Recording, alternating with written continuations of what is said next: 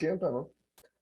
Então, vamos retomar, porque diante de tudo isso que a gente foi compartilhando aí, essas ideias, de fato, que foram sendo constituídas a partir de todo esse processo, que, de fato, pensar essa questão dos direitos humanos, né, direitos esses que foram, tá, que foram violados por aquele que se acreditava que teria as condições de manter e garanti-los para nós, que é o Estado. E nós vamos ver isso através dos filósofos iluministas, tá? Que foram esses caras aí que se atentaram na defesa da razão, que se atentaram na defesa, na garantia aí de uma mudança de toda uma filosofia antiga, voltada para a questão do absolutismo, voltado para a questão da religião. Então, eles foram de grande importância para a gente conseguir compreender todo o avanço que nós chegamos hoje, né? Ou talvez todas as situações que nós estamos colhendo hoje também, fruto dessas possibilidades que foram dadas ao indivíduo, à pessoa, né? A questão da defesa da liberdade, defesa da política, da economia, da igualdade, da fraternidade. Até que ponto isso trouxe, talvez, também benefícios? O primeiro, a gente vai ver, deixa eu fechar essa tela aqui, mais ou menos, minimizar, está aqui. É o Voltaire. Tá? Cada um, eu não minto para vocês, cada um traz consigo uma ideia do que seja a possibilidade de direitos garantidos ao indivíduo, tá? Mas todos eles fazem uso do princípio da razão, da defesa do conhecimento, da liberdade que se é dada. Então, Voltaire, por exemplo, esse grande filósofo francês, tá? Uma frase que eu falo que eu apaixono com ela é essa que vocês estão vendo aí por último, tá? Onde ele fala, e eu digo que se nós exercêssemos ela na prática, talvez nós teríamos uma pequena mudança comportamental na sociedade atual. Tá? Eu não concordo com o que você diz, mas defendo até a morte seu direito de dizer. Né? É um princípio magnífico. Nós não somos obrigados a concordar com tudo aquilo que as pessoas dizem, com tudo aquilo que as pessoas praticam, mas a gente tem que lutar para que esse direito seja garantido, o direito delas se expressarem e o direito delas viverem aquilo que elas acreditam ser certo. Logicamente, desde que isso não intervenha e interfira na harmonia de uma sociedade. Então, ele é um grande defensor dessa liberdade de expressão a qualquer custo.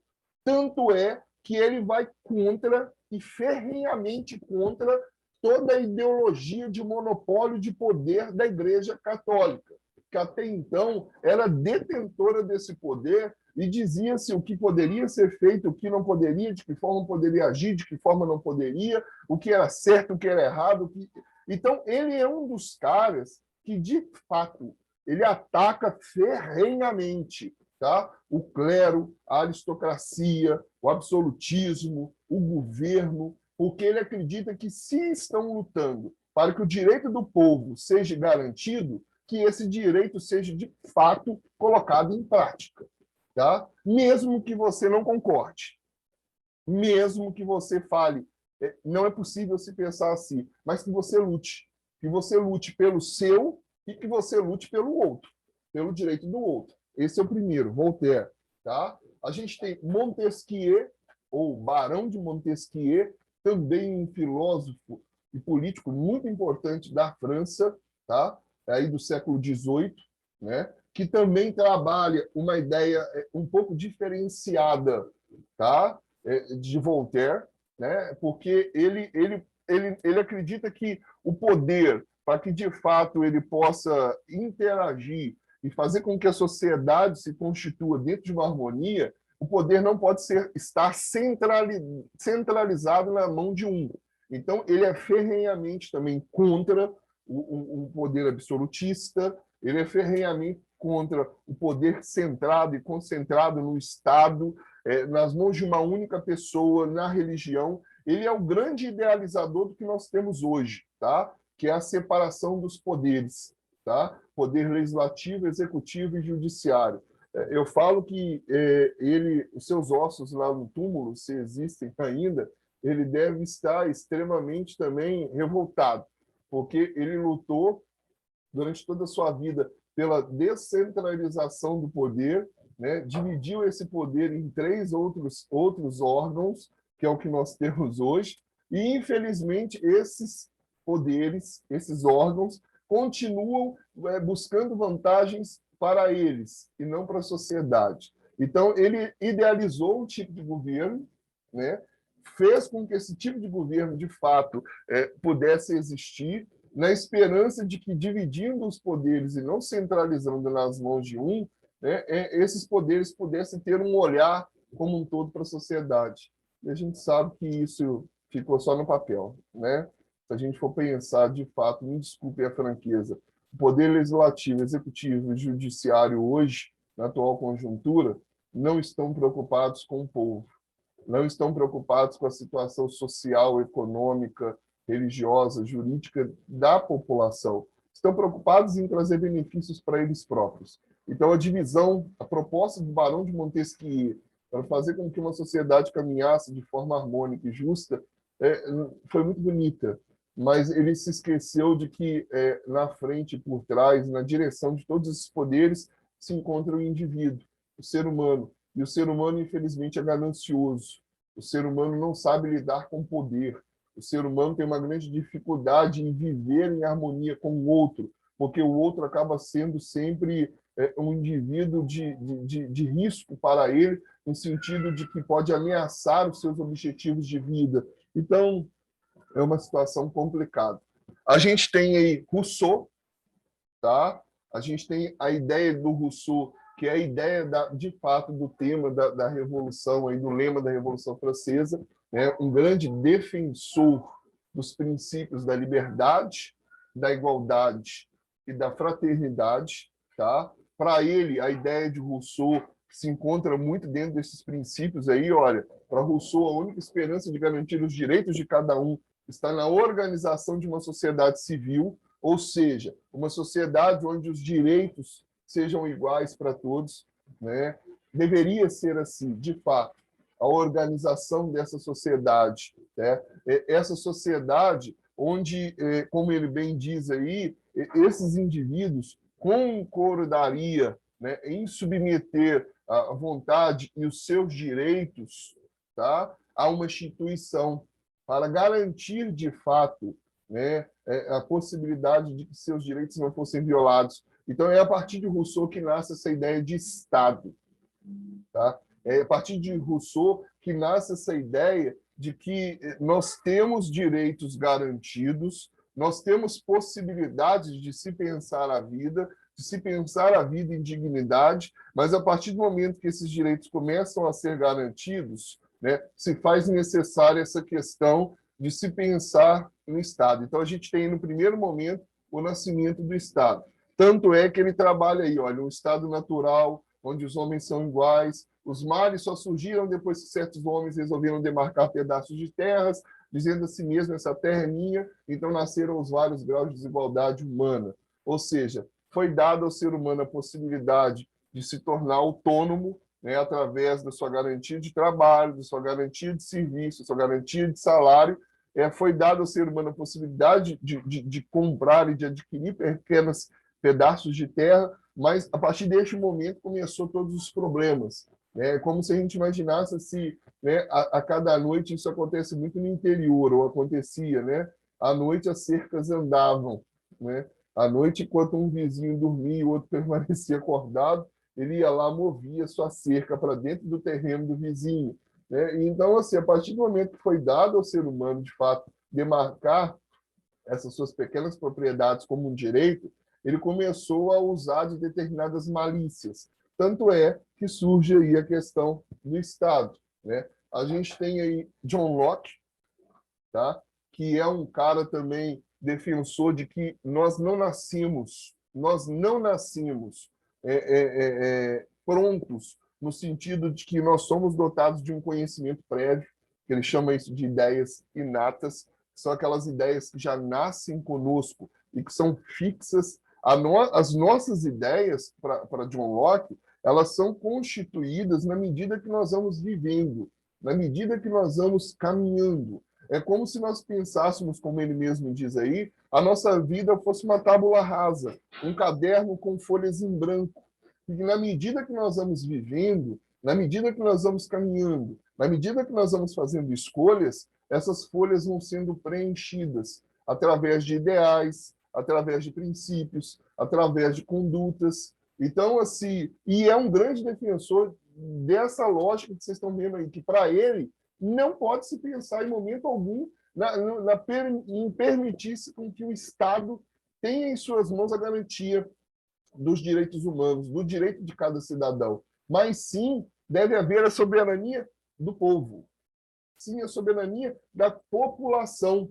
Tá? O Estado poderia até assegurar, como ele está falando aí, o direito de cada cidadão que permite com que o Estado faça isso. Mas quem deve, de fato, né, buscar fazer com que as coisas aconteçam é o povo. Ele vai promulgar as leis, ele vai criar aquilo que ele acredita ser de fato real para aquela sociedade vigente, né? Ou o rei, ou o governo, ou o Estado vão executá-las, não o contrário, porque as necessidades surgem é do povo.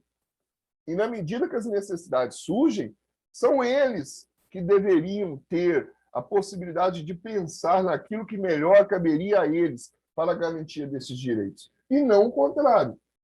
É como se nós imaginássemos assim, caberia aos ricos, né, criarem políticas públicas e ideias que pudessem garantir uma sociedade harmônica. O rico, ele é rico, ele não sabe o que passa um pobre.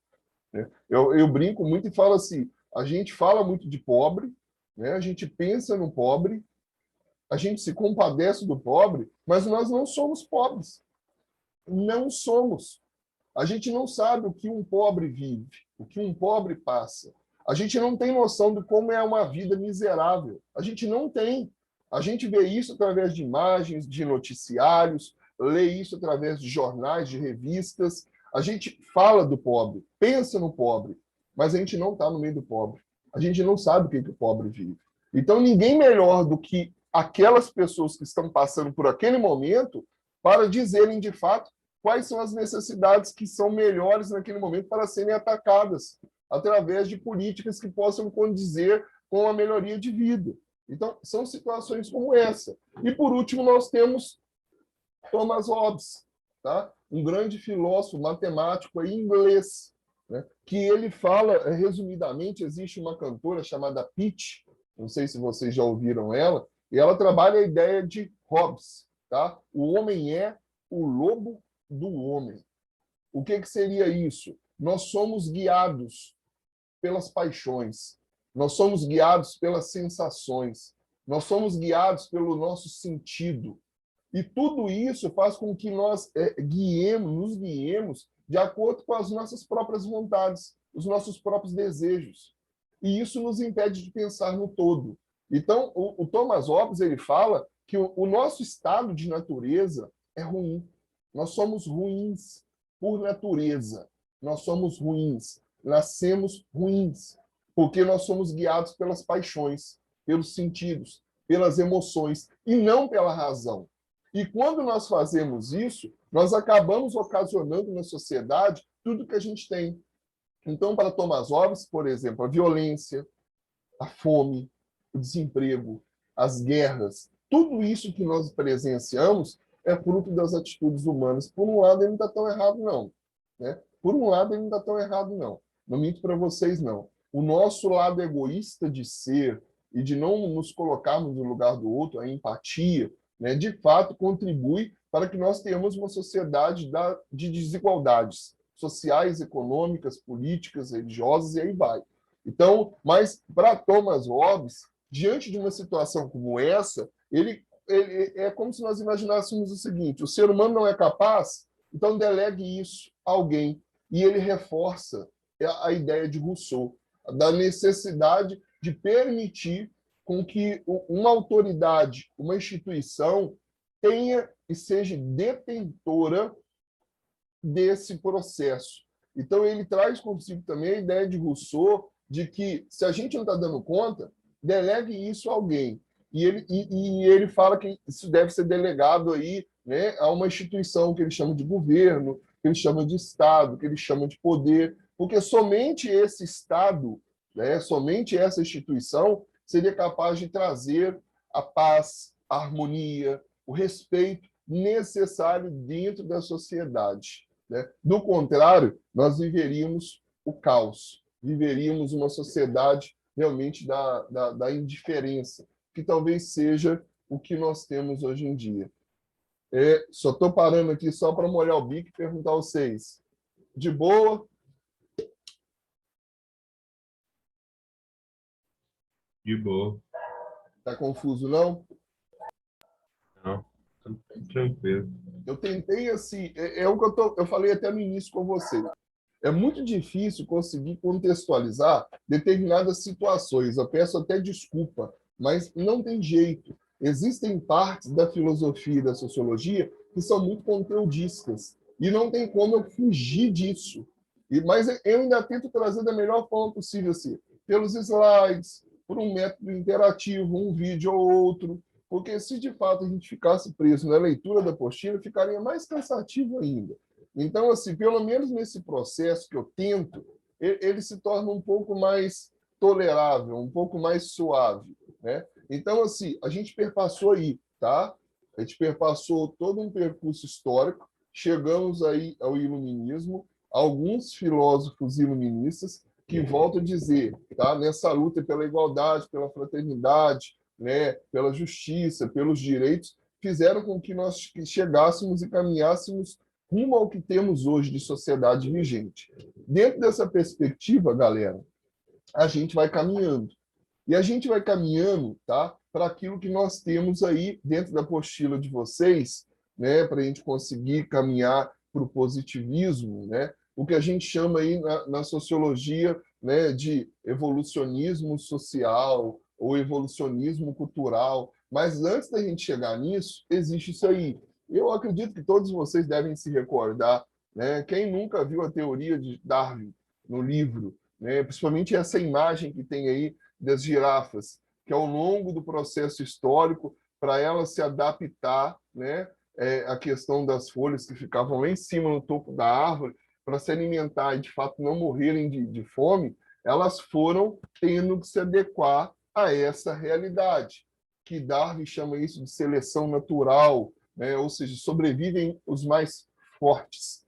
E dentro dessa perspectiva de seleção natural e de sobrevivem os mais fortes, é que a gente vai trabalhar de fato essa teoria da evolução, para a gente conseguir compreender de fato o positivismo. Porque quando a gente fala na teoria da evolução, do evolucionismo social e cultural, a gente está falando de todos os momentos que a sociedade e os indivíduos viveram para chegar onde nós chegamos. Então, primeiramente, como é que a gente vai pensar no evolucionismo? O evolucionismo como um primeiro momento que vai contra o criacionismo. Tá? Vocês lembram o que é o criacionismo? Ah lá, alguém lembra? Vamos lá, meu povo. Alguém lembra? Vai chutar? Ninguém. Não lembro, não. Vamos chutar. Ninguém lembra a ideia do criacionismo? Menino, Bem, aquela ideia de que, Eu, poxa, pode chutar. Se estiver errado, não tem problema. Pois aquela é uma teoria que explica a origem de todas as coisas, a origem do universo. isso, começou por aí. Vai lá, Ramon, completa. seria, acho que é o surgimento, né, e como elas vão se moldando ao longo do passar do tempo, né? Que Vocês estão, explica o surgimento, sei lá, acho que teria que seja isso, não lembro direito, não. vocês estão pelo caminho certo.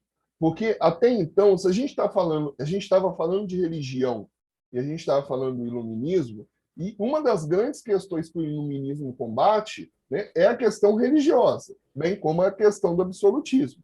E quando a gente fala de criacionismo, a gente está falando daquela ideia de que tudo, né, dentro desse processo de universo, humanidade, tudo se baseou através da criação de quem? Por parte de quem? É a Igreja Católica? Quase. O que a Igreja Católica defendia? A ideia de quem? Da soberania de quem? De Deus? Aí, é isso aí. Qual que é a ideia do criacionismo? A ideia que sempre se teve até esse momento presente é de que todas as mudanças que ocorreram, e se ocorreram, partiram da vontade divina, da vontade de Deus. Ou seja, o ser humano foi criado por Deus, o conhecimento foi dado por Deus, a possibilidade de escolhas foi dada por Deus. Ou seja, é esse momento. Quando a gente fala no evolucionismo, trazendo aí a teoria da evolução de Darwin, é o primeiro cara que começa a pensar essa ruptura. A gente sai do criacionismo, ou seja, aquela ideia de que tudo foi criado por Deus e que não existe nada fora dessa concepção divina, e a gente começa a adentrar numa mudança de pensamento, fruto do iluminismo, tá? De que, tá? Existe fora de Deus um processo natural, uma seleção natural, onde, através dessa seleção, né, sobrevivem os mais fortes, aqueles que se adequam, aqueles que conseguem sofrer as mudanças necessárias dentro dessa sociedade e sobrevivem a partir disso. Por isso surge a ideia da teoria da evolução. Né? Eu sei, como está embaixo aí, Darwin ele tentou, de todas as formas, descobrir o porquê das mutações, o porquê delas acontecerem. Ele não conseguiu, de fato, mas ele foi um dos primeiros caras, dentro desse pensamento racional, que trouxe essa ideia de que as coisas, tá, elas se integram, que existem teorias evolutivas, que os seres humanos evoluem, tá? Eles sofrem aleatoriamente mudanças e que existe essa seleção natural. Né? Essa seleção natural que, infelizmente, vivemos até hoje, que é a sobrevivência daqueles que são mais fortes. Né? Eu não gosto de usar esse comparativo, não, mas um exemplo que a gente tem, por exemplo, olha só, vocês são um exemplo claro, não estou falando da teoria do evolucionismo, só da questão de uma sobrevivência daqueles que são mais fortes. Em que sentido? Foi dado a vocês a possibilidade de, mesmo na pandemia, terem a oportunidade de estarem fazendo um cursinho online. E isso é um diferencial para quem, de fato, quer fazer o Enem. Né? Porque a muitos não está sendo dada essa oportunidade pela família, porque talvez a família não tem condições, estão custando para colocar arroz e feijão dentro de casa, quem dera se pensar em pagar um cursinho. Então, dentro dessa perspectiva, vocês, entre aspas, são privilegiados, porque os pais de vocês, ou até mesmo vocês, eu não sei da condição financeira, estão podendo, dentro de todo esse processo de pandemia que nós estamos vivendo, de questões econômicas, terem as condições de sobreviverem dentro desse processo de desigualdade, tá? E terem uma certa vantagem dentro do processo de adentrar para uma vida acadêmica. Mas depende de vocês, logicamente. Não quer dizer que estão pagando um cursinho, fazendo um cursinho, que vão alcançar, mas pois depende mais ainda do esforço de vocês em relação a isso, a alcançarem o sonho de vocês. Então, isso acaba sendo um pouco aí a ideia da evolução de Darwin. Sobrevivem os mais fortes. Sobrevivem os mais fortes. Os mais fortes são aqueles que se adequam à realidade. E vocês estão se adequando. Por que eu estou dizendo isso? Porque dentro dessa ideia de Darwin vai surgir o que a gente chama de filosofias sociais do século XIX. Ou seja, vai surgir essa ideia do evolucionismo social, esse evolucionismo cultural, que é a condição onde nós começamos a pensar, tá, em todos os avanços que ocorrem na sociedade, fruto também dessa mudança do indivíduo na sociedade, onde esse indivíduo ele sai da sua forma primitiva, tá, e ele chega à ideia do que nós temos hoje, né? Do homem do século, da humanidade do século XXI, do homem e da mulher do século XXI. Então, a gente tem toda uma sociedade aí que sai, entre aspas, de uma condição animalesca e, aos poucos, vai atingindo, de fato, todo um progresso a partir da razão. E ele vai se evoluindo dentro desse processo. Só que essa evolução, né, volto a dizer e repetir isso, acaba demonstrando esses grandes fatores que eu acabei de falar com vocês, esses fatores que tornam a sociedade desigual, que são os fatores sociais, econômicos, religiosos, de raça, de etnia, né? E são fatores que a gente não pode fechar os olhos para eles, porque talvez diga-se, é dado a todos. É dado a todos oportunidades, é dado a todos chances, mas as oportunidades e as chances que são dadas não são iguais para todos. Não são iguais para todos. Todos possuímos direitos de escolhas, mas nem todas as possibilidades dessas escolhas são iguais. Então, assim, a gente está começando a entrar dentro de uma questão onde esse processo do evolucionismo, né, aí social, cultural, ele vai adentrar dentro de um processo um pouco complicado, porque ele acaba atingindo essas questões que até então não se pensava, né? Se dá o direito ao ser humano de ter a liberdade, de ter a sua propriedade, da sua manifestação filosófica, religiosa, mas, ao mesmo tempo, isso vai ocasionando na sociedade um grande distanciamento de uma classe para outra. E isso é um risco muito grande, porque isso começa a trazer em foco, né, o comparativo cultural, o comparativo entre classes. Então, dentro dessa perspectiva desse evolucionismo social, a gente tem esses grandes clássicos aí, autores clássicos da sociologia, tá? Morgan, Taylor e Spencer. São os três grandes filósofos, sociólogos, que começam a pensar a ideia dessa evolução ao longo da história. E o que essa evolução tende a trazer para a humanidade e para a sociedade. Porque o olhar deles, agora, nesse momento histórico aí, tá, do século XIX, é um olhar que começa a trazer o homem. Quando a gente fala em homem, a gente fala em humanidade. Tá? Esse termo ainda ele reduz muito a humanidade a uma questão do homem, mas é humanidade. Né? Ele começa a trazer a humanidade como um objeto de pesquisa para que nós pudéssemos compreender os rumos que a sociedade tomou. Aí entra a ideia da antropologia, né? O estudo do comportamento humano no seu mais amplo ser, na sua mais ampla possibilidade de se pensar a sociedade. Eu digo que eles se divergiram em muitas situações, tá? Mas uma coisa eles tiveram em comum, né? Que foi a ideia de contradizer a ideia de Darwin. Porque, para eles, esses grandes autores clássicos da sociologia, do evolucionismo social, eles falavam que não é possível se imaginar numa seleção natural. Não é possível se imaginar que toda uma diversidade cultural surgiu da luta dos mais fortes contra os mais fracos. Isso foi uma grande questão que eles se uniram. Como é que a gente pode pensar na diversidade cultural? A diversidade cultural surgiu fruto dessa divisão, né? Dessa possibilidade de que sobrevivem os mais fortes? Não. Para esses caras, esses grandes defensores, eles falam que existe dentro da sociedade uma questão que eles chamam de trajetória unilinear. Tá? Unilinear ascendente. O que seria isso? Que as sociedades se encontram dentro de uma única direção e que tendem a alcançar melhorias. Só que é uma questão que a gente estava conversando até agora, né? Como é que você pode falar que dentro de diversas sociedades nós podemos ter o mesmo ponto de vista? É algo muito complicado. Você querer comparar uma sociedade a outra, dizer que as mesmas estão no mesmo sentido, são unilineares, né? E que devem ser vistas sob o mesmo ponto de vista. Isso é muito complicado, porque, de fato, isso não acontece.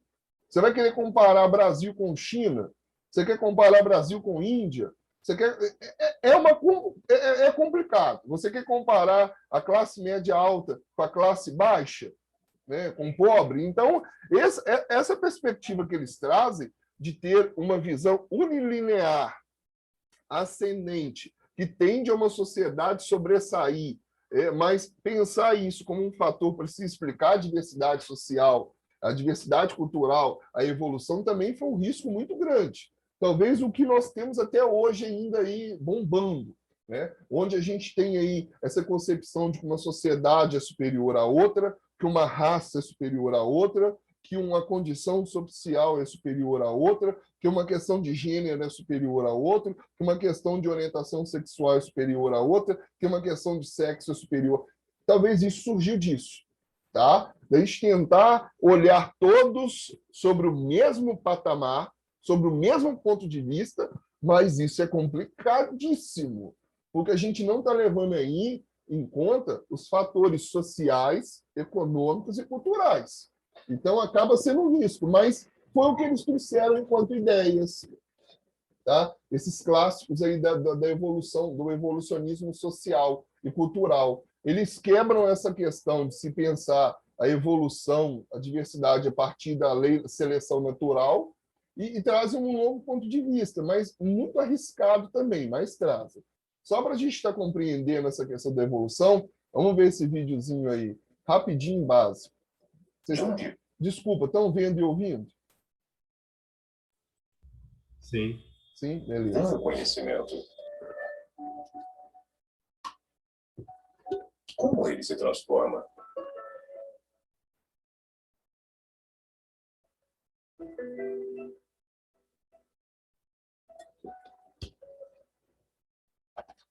Desde o início dos tempos, a curiosidade e a vontade de aprender nos moveram em nossa trajetória de desenvolvimento e evolução. Um dos primeiros lampejos de conhecimento veio do fogo, que trouxe com ele seu poder de transformação. Passamos a manifestar nossas conquistas, desafios, comportamentos e rituais, fazendo desenhos em cavernas. A evolução ganhou novas formas de transmissão de conhecimento. Adquirimos habilidades que mudaram a história da humanidade para sempre. O homem desenvolveu ferramentas para dominar e disseminar o conhecimento. Usamos símbolos para impulsionar a nossa evolução. O avanço do conhecimento influenciou a formação das civilizações. As organizações sociais e políticas da Grécia deram origem à democracia e à nossa noção de cidadania. Essa trajetória também foi marcada pela invenção do papel. Uma mistura de fibras vegetais deixaria a China e ganharia o mundo. Outro importante passo para a expansão do conhecimento foi a criação da prensa.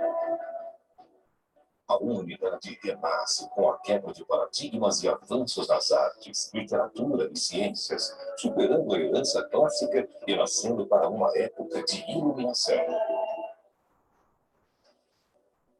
A luta por territórios também teve seu papel na formação de bases do conhecimento que levaram o homem a novos mundos. Muitos horizontes surgiam, e tudo era registrado por diferentes formas de olhar o mundo. As guerras mundiais trouxeram dor e devastação. Ali, no campo de batalha, também presenciamos o surgimento de novas tecnologias, que evoluíram ao longo do tempo para diferentes funcionalidades.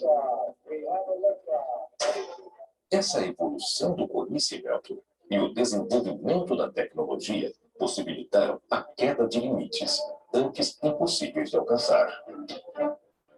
A humanidade acompanhou e impulsionou a evolução do conhecimento ao mesmo tempo que ela própria progredia e aprimorava sua forma de comunicar. Descobrimos novas possibilidades de produzir, receber e compartilhar conteúdos. Vivemos um momento em que digital e real se confundem. Essa nova era da informação permite que dados e participantes se movam continuamente. Estamos numa busca incessante por aquilo que move nossa existência e impulsiona nossa evolução. De fato, nós estamos por essa busca. E essa busca requer todo um processo de compreensão da realidade. É o que eu falava com vocês aí quando a gente pensa na questão do evolucionismo social ou cultural. esse comparativo de se pensar de forma unilinear as sociedades, isso acontece de forma que começamos a pensar no julgamento de uma sociedade com a outra, fruto de um modelo que existiu, que foi o modelo industrial que a gente viu aí do século XIX, né? Então, isso é algo muito complicado, porque como é que você pode comparar uma sociedade, um contexto histórico, dentro de um processo onde se teve uma certa evolução como modelo industrial, né? Comparar isso a uma realidade onde os fatores tecnológicos eles não ocorreram de fato. Então, é um risco muito grande, e eu repito isso para vocês, porque talvez nós poderíamos responder a essa pergunta, né?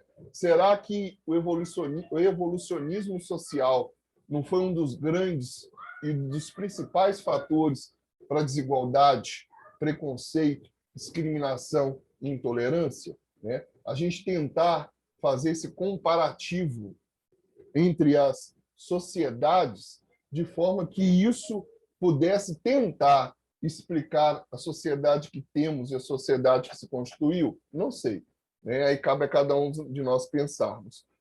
Povo bonito, está faltando uns 6 slides, acho que uns 6 ou 8 slides. Eu gostaria muito de nivelar a turma da manhã com a turma da noite, tá? Haveria alguma possibilidade da gente ter um encontro rápido, que seja de 40 minutos hoje ainda? Haveria ou não? Sejam sinceros. Abre o áudio aí e comuniquem comigo, por gentileza. Eu vi aí, por mim, sim. Eu acho que por mim não tem problema não. Se quiser, tipo, depois da aula, eu não sei, eu acho que é a última aula de física. Não, para não cansar vocês, não sei, talvez. Eu não sei, no decorrer do dia. Talvez não precisa ser agora de manhã, né? Eu não sei. Aí é com vocês. Qual o melhor horário, se for possível? Antes que o tempo aqui acaba. Vai lá. Fala aí que está faltando 1 minuto para terminar.